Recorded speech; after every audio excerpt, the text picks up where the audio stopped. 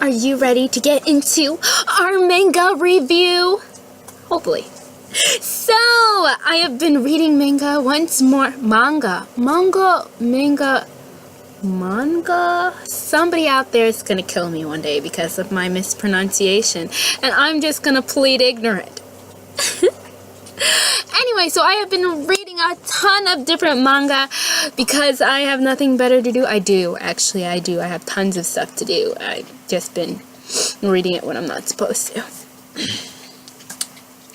But something that I recently saw that I got into is Kumo desu ka? Nani ka? Let's try that again. Kumo desu ka? Nani ka? Something like that? Yeah. In other words, I'm a spider. So what? Yeah, that second one was a lot better than the first one. So basically, I'm a spider. So what is this cute Japanese manga that I just happened to stumble across. And usually I run things by my brother because he loves manga as well as anime and stuff like that. He's kind of going through the phases that I once went through, although with a whole different library. Totally different than what I went through. And it was good. So I'm not going to read the description and stuff like that. I don't feel like it. But basically the synopsis is there's apparently, from what I gathered, there was this classroom and this girl, I don't know what happened, but they died, okay? Everybody in this classroom died, and she gets reincarnated in this totally different world, but obviously, Kumo desu ka? Nani ka? As a spider, okay? So she dies, she gets reincarnated as a spider, which is probably, as most people might feel, a little bit disgusting. Nobody really wants to be a spider. I mean, there are some people who enjoy spiders, but there are lots of other people who have arachnophobia. And if you have that, that means you have an intense fear of spiders. I don't have arachnophobia, but I did have a bad experience with a daddy long leg the size of a shower when I was little, and so far I usually kill on contact unless they're useful or prove useful. I had one spider, his name was George. He did such good work in our bathroom. I let him live until he decided to find a partner, and then I couldn't remember who was who, so I killed them both, and now we don't have George anymore. And then I had another spider named Juliet. Oh, Juliet was a wonderful spider. Sat on my window. Just stay there. As long as she didn't move, I was quite content with her being there and coexisting with her. Until she did. And then she had to go, because I can't have her roaming around and somehow ending up in my sheets. I don't think so. Regardless, so Kumo desu ka? Nani ka? Is a really good, in my own humble opinion, storyline where this girl gets reincarnated as a spider, but it's also kind of in this RPG world, this RPG fantasy monster-like world. Apparently there are humans that she doesn't interact with because she's a spider, for goodness sake, that come into her cave, and she can tell she gets stats every time she completes something, like she gets even new titles and things like that. It's pretty awesome. And usually I don't like that whole RPG thing, kind of like not like Sword Art Online, actually. There's another one. There's other ones that better describe how this one goes, but I was trying to go for mainstream, but it's killing me now. Snap. I don't read a lot of RPG stories because I'm just, that whole leveling up kind of thing has never really been my forte, something I enjoy. I don't mind gaming, yeah. If you guys ever heard of RuneScape, okay, I used to play that when I was younger, and I used to, like, love it. All of my siblings got into it, so we all were playing RuneScape. It was pretty epic. My brother was, like, top-notch at it, and he would go crazy with the leveling up thing. And honestly, I only went there to communicate with others. Like, I didn't even really care about leveling up. I thought it was awesome that he could get to, like, level 50s and in the 70s, and I'm like, wow, you're mining gold now, and you're, like, doing all this cool stuff, that's wicked, bro. But for me, that grinding thing, I didn't like doing. I didn't like it at all. I'm losing track of my thoughts, and I said I wasn't gonna make this too long. So let's just get it on, okay? So 3.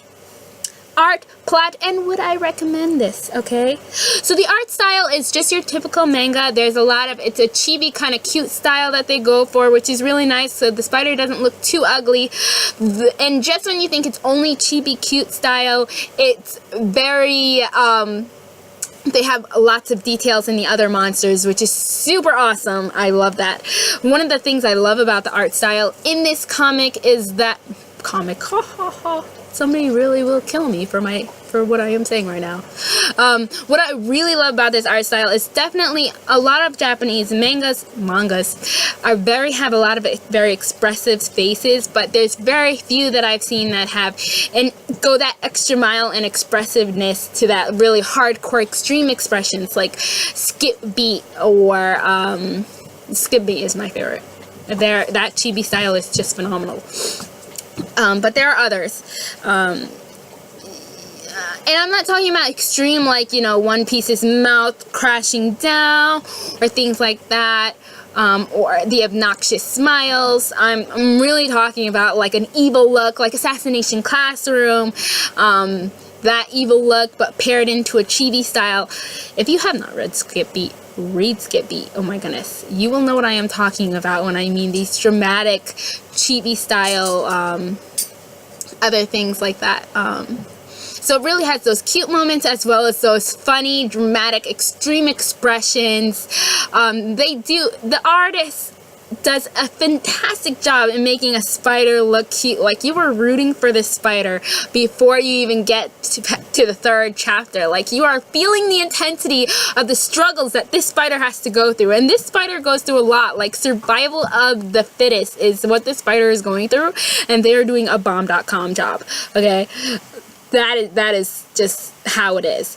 So the art style is really nice. One thing, as well as the flow of the manga as well, I like the flow. It doesn't seem to go too fast or too slow. One of the things I do like is they don't give a lot of detail about the past life except that she was a student, and that this incident happened while she was in the classroom. So I'm super curious on how it'll progress and how it'll, kind of define what happened. I like that little secrecy. It just makes it just a little mysterious and makes you want to keep reading.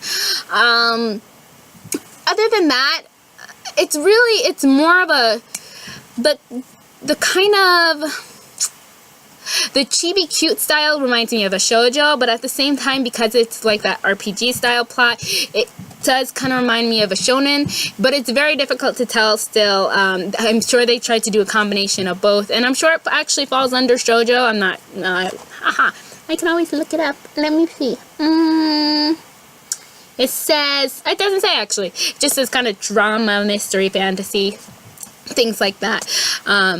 Plot. So the plot is, like I said, an RPG style. It's a survival of the fittest, Darwin's theory, where the spider she starts off, and I don't think this is a real spoiler or anything like that, but she's in a labyrinth, which is typical of monsters. She's a spider, obviously, and she's kind of in the bottom, and she kind of wants to get to the top, because who doesn't? And she was a former human. She wants to know what's going on in the outside world, which makes logical sense for any other human. A spider would probably want to stay down there, but a human, not so much. So she continually goes, and you can see her human thought process, and she says, I'm a spider with human logic, and I love it. So the plot is really good, and as you keep going, you start realizing there's something kind of sketch with this. Like, what's actually going on? Like, the author does a good job in, like, piquing your curiosity and making you want to understand. Like, wait a second. Like, if she understands this is an RPG world, then who designed the world? Questions. So the plot is really good though. It piques your curiosity. It makes you interested. I really love that. let's just get into it. Because Kumo desu Nani ka isn't, I don't know if it's, I was reading it online, so I don't know if it's fully, like, out there in the world. If it is, definitely buy the comic from the author, who is Schnapples. Ignore me. Baba Okina. Baba. Sometimes I wonder if there's, like, stage names or something like that. They just come up with things. The, Baba Okina. Baba Okina. Okina. Nani ka? Anyway. Nani ka is so what? Okay. Nani ka. I'm losing you, aren't I? I'm losing myself. I know. I just ramble. There's the point. Gone. What were we talking about? Would I recommend this? Yes, I obviously would recommend this manga. Even if you're not a fan of RPG, like I said, I am usually not a fan of RPG styles. I usually tend to fall to more historical sports. I love that stuff. But the survival of the fittest is something that I don't mind reading about. And I also like the chibi dramatic style. So if that's a kind of turn off, you might not be interested, but that comedy relief is really nice, and you'll go through it so quickly. There's moments when you're like, oh my goodness, they're gonna take forever with this story chapter, and then you realize, oh, it's over already? We were just starting to bond.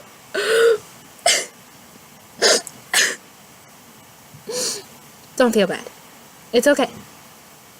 So yeah. I hope you enjoyed this manga review. I hope to come out with a little bit more, a couple more at least.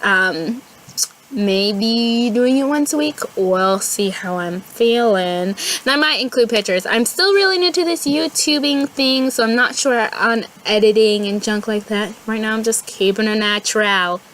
Obviously, because my background is whack. I have a better background. It's just the light was all up on it. And yeah, now it's all switching all over the place. And it just was messing with my brain, so I decided not to use it. Yeah, so anyway, I hope you enjoy, and I hope to see you guys again. Toots loots. Bye-bye.